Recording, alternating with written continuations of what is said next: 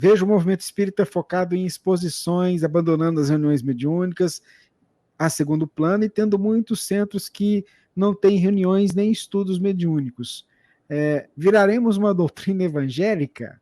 Nós tivemos um período do século XIX em que o movimento espírita estava muito atrelado às reuniões mediúnicas, porque ainda era um período de conformação daquilo que o próprio movimento espírita seria, até do que o próprio espiritismo enquanto doutrina seria.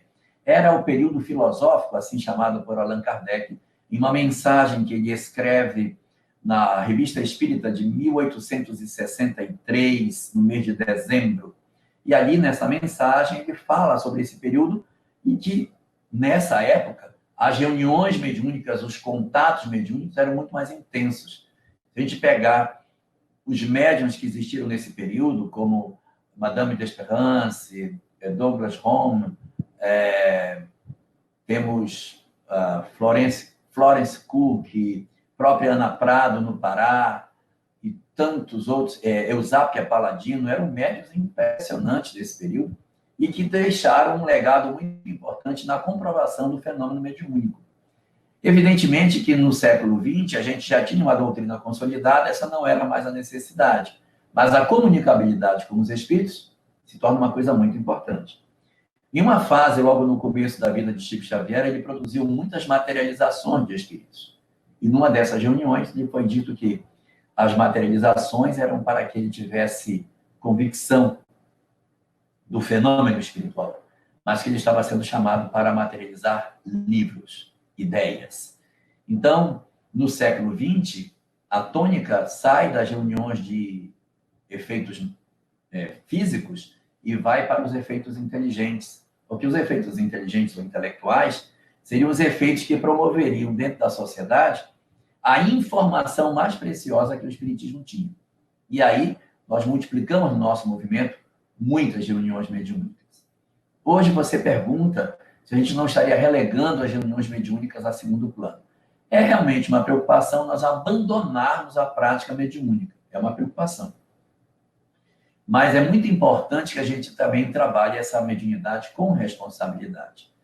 O trabalho mediúnico na casa ele tem que ser feito para socorro do desencarnado e não para que a gente tenha a obrigatoriedade de ter na casa uma reunião para isso.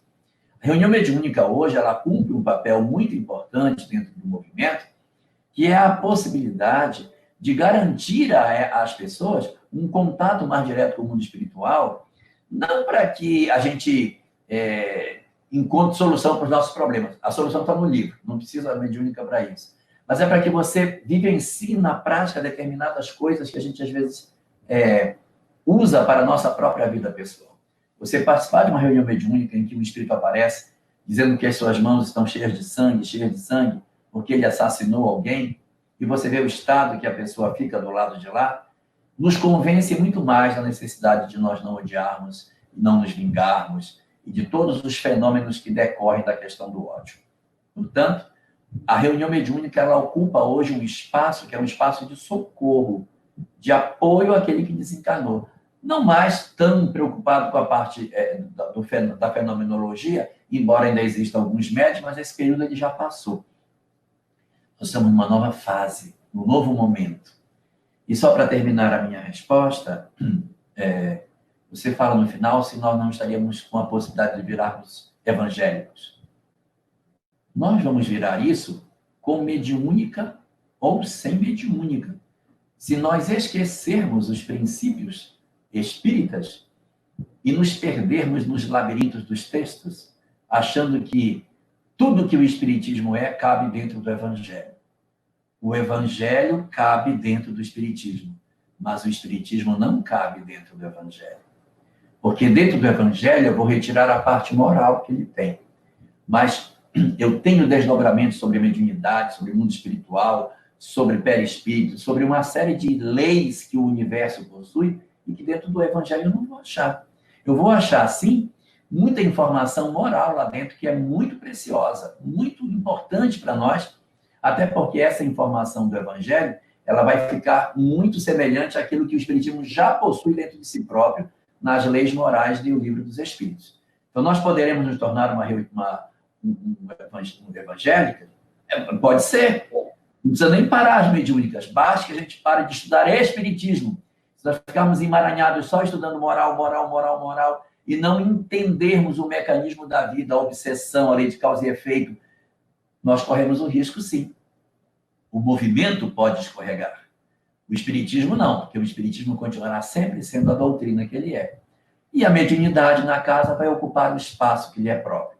A melhor forma para que a gente consiga desenvolver as reuniões mediúnicas na casa de maneira segura é fazermos o estudo sistematizado e, depois de concluir o estudo sistematizado, abrir aquele vasto leque de opções que as casas possuem de estudos de obra, estudo de André Luiz, de Jonas de Anjos, de Manuel Filomeno, da obra básica, ou fazermos estudo aprofundado, que é o EAD, ou abrirmos um grupo de estudo da mediunidade dentro da casa para formar aqueles que vão estudar. Cada um segundo o seu pendor. As casas possuem inúmeras tarefas e a mediunidade é mais uma delas. Importante ter, para termos o contato com o mundo espiritual. Mas ela não é a condição mais essencial da casa. A condição mais essencial é o conhecimento da obra básica e a vivência verdadeira da lei moral que está ali dentro e que a gente pode encontrar no Evangelho, se assim quisermos. Mas ter um grupo mediúnico é sempre muito bom e importante para as mensagens e a continuidade dessa comunicabilidade com os espíritos.